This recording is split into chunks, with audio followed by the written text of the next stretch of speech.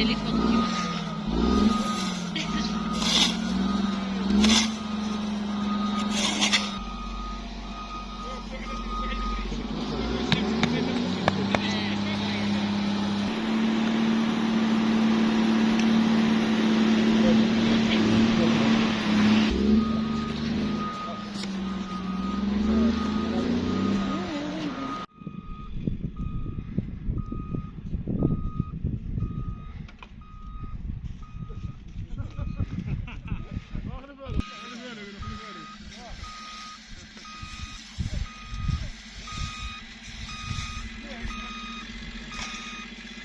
رجعنا والله كفاح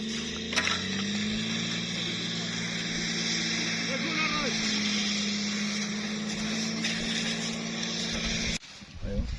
تزامنا مع التقلبات الجوية المسجلة، جندت وحدات المجموعة الإقليمية للدرك الوطني بالبويرة كل مجهوداتها بكافة وسائلها المادية والبشرية من أجل فك العزلة وفتح الطرقات أمام مستعمليها.